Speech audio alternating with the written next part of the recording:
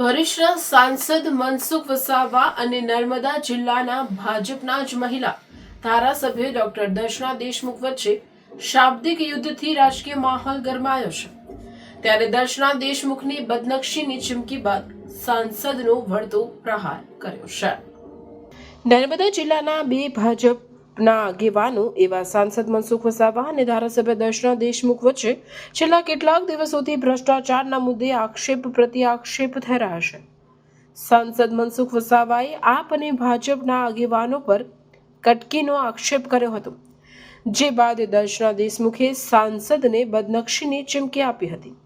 તેના વળતા પ્રહાર રૂપે આજે સાંસદ મનસુખ વસાવાએ ભરૂચ ખાતે પત્રકાર પરિષદ યોજી હતી, જેમાં તેઓએ એમએલએ ડોક્ટર દર્શના દેશમુખની બદનક્ષીની ધમકી સામે બોલ્યા હતા કે દર્શના દેશમુખે આક્ષેપ કરી પોતાના પગ પર કુહાડો માર્યો છે। આપ નેતાએ જિલ્લાના ઉચ્ચ અધિકારીઓ સામે 75 લાખની તોડપાણીની માંગ કરી હતી, જે સામે બોલાવેલી પત્રકાર પરિષદનું ડોક્ટર દર્શનાબેને ખોટું અર્થઘટન કર્યું છે। કોઈ ભ્રષ્ટાચારીઓને બચાવવા તેઓ આક્ષેપ કરે છે। ચૈતર વસાવા બેફામ બોલે છે તો દર્શનાબેન કેમ તેનો જવાબ નથી આપતા?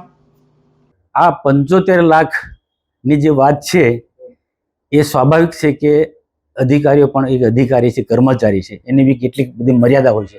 આખો મામલો મેં સરકારમાં મોકલ્યો છે, સરકાર સરકારી રીતના તપાસ કરે છે।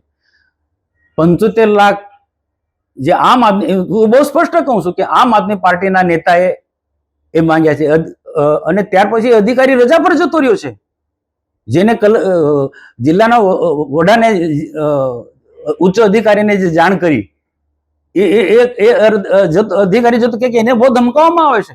આખી સ્થિતિ ત્યાંને ઘણા લોકોને ખબર નથી, ત્યાંને એક એવી ટોળકી છે કે આવા અધિકારીઓ કોઈ પણ રીતના કોઈક વાત લીકેજ કરે તેને કોઈ રીતના હેરાન કરવાનો, અને ભૂતકાળના વિડીયો છે અધિકારીને બેફામ પ્રકારની આમ આદમી પાર્ટીના લોકો જે ગાળાગાળી કરે છે।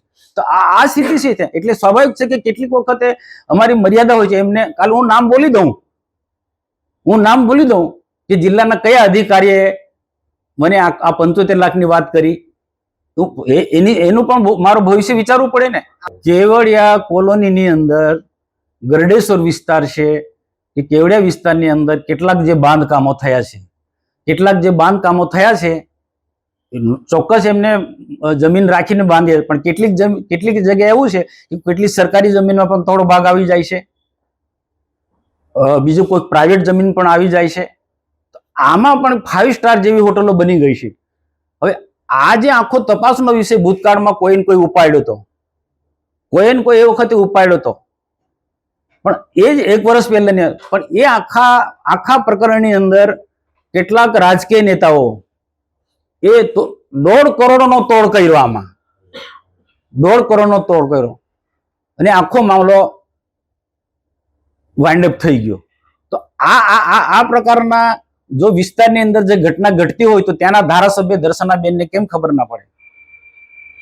તો આને લઈને હું એવું નથી કહ્યું કે દર્શનાબેનના માણસો આમાં ઇન્વોલ્વ છે, પણ હું ચોક્કસ કહી શકું કે આ જે લોબી છે એ બિલ્ડર લોબી છે, જમીન દલાલો છે કે તોડપાણી કરનારા લોકો જે છે, કે આ જે લોકો એ કોઈ ને કોઈ રીતના ધારાસભ્ય દર્શનાબેન પર પ્રેશર લાવ્યા હશે તો જ આ પ્રશ્નને ડાયવર્ટ કરે ને। બાકી ખરેખર તો એમને મને સમર્થન કરવું જોઈએ।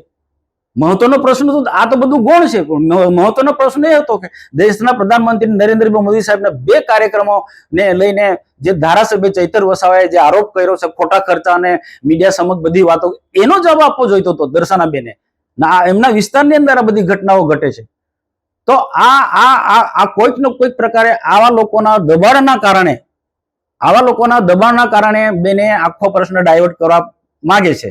દર્શનાબેનને આજે પ્રશ્ન પૂછું કે ચૈતરભાઈ વસાવા આટલા ટાઈમથી ભાજપ વિરુદ્ધમાં, સરકાર વિરુદ્ધમાં, ભાજપના મંત્રીઓના વિરુદ્ધમાં બેફામ બોલે છે, કેવડિયામાં આવીને એક પણ દિવસ ધારાસભ્ય દર્શનાબેન એને જવાબ કેમ નથી આપ્યો?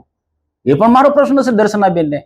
જો મને બધી રીતના દબાવવાના પ્રયત્ન કરતા હોય, મારા પર બદનક્ષીને ઠોકવાની વાત કરતા હોય છે, તો પછી ચૈતર વસાવા બેફામ સરકાર માટે બોલે, ભાજપ માટે બોલે છે। એનો નિરંજન વસાવા જિલ્લા પ્રમુખ હોસ્પિટલમાં દોડી જાય ટીમ લઈને, પોલીસ સ્ટેશનમાં જાય, સ્કૂલોમાં જાય, તો એક પણ એનાથી પાર્ટીને ડેમેજ થાય।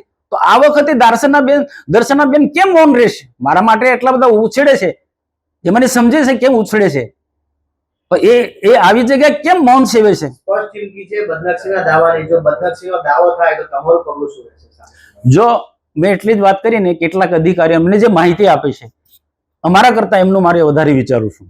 એટલે હું સમજી વિચારીને મારા કારણે કોઈ અધિકારી હેરાન ના થાય. બાકી આ 75 લાખનો જિલ્લાના વરિષ્ઠ અધિકારીને ઉપસ્થિતિમાં આ પ્રશ્ન ચર્ચાયો હતો અને 75 રૂપિયા માંગણી કરે છે એ અંગેનો, તો અમે અમારા જિલ્લાના અધિકારી એમને પણ કે નહીં અપાય અને અમે પણ ના અપાય, મેં નીલ જિલ્લા પ્રમુખ નહીં અપાય. એના કારણે આ બધું ઊભું થયું છે. હાય. અરે કેમ શું થયું? તારા મોઢા પર કેમ 12 વાગ્યા છે? અરે જવા દે ને, કેટલી મહેનત કરીને મમ્મી માટે ડિનર સેટ લાવી અને મમ્મી કહે કે નકરું પ્લાસ્ટિક લઈને આવી છે, હવે એક્સચેન્જ કરાવીને સ્ટીલનું ડિનર સેટ લાવવા કહે છે. હા તો એમાં શું થયું? સ્ટીલનું લઈ આવો. અરે જવા દે ને, ક્યાંથી સ્ટીલનું લાવું? આજકાલ સ્ટીલના વાસણો ક્યાં સારા મળે છે? કાં તો એ કટાઈ જાય, ફાટી જાય, કે છેલ્લે કઈ નહીં તો વળી જાય. હવે સ્ટીલના વાસણો નહીં ફાટે, વળે કે નહીં કટાય. ભરૂચમાં સ્ટીલની કોઈ પણ વસ્તુ ખરીદવી હોય તો ભરોસો માત્ર એક જ સ્થળ, વર્ષોથી વિશ્વાસપાત્ર નર્મદા ઇન્ડસ્ટ્રી. વાવ, આ તો બહુ હેવી અને સારી ક્વોલિટીનું સ્ટીલ લાગે છે. પણ આ બધી વસ્તુઓ પર ડિસ્કાઉન્ટ મળશે ખરું? અરે આ બધી વસ્તુ તને હોલસેલ ભાવમાં મળી જશે. ભરૂચના બધા હોટેલ્સ વાળા, કેટરિંગ વાળા બધા અહીંથી જ વાસણો ખરીદે છે. માત્ર ભરૂચમાં જ નહીં પણ વિદેશમાં પણ નર્મદા ઇન્ડસ્ટ્રીના ટ્રાયપ્લાય વાસણોની ખૂબ જ માંગ છે. એટલે જ વિદેશમાં રહેતા લોકો વાસણો ખરીદવા માટે નર્મદા ઇન્ડસ્ટ્રીને જ પસંદ કરે છે. તો અમે તમારી શોપિંગ કરી લીધી છે. તમે ક્યારે આવી રહ્યા છો? Narmada industry phase 1 JITC near Narmada Nagar Bharuch. For more information call on the given number.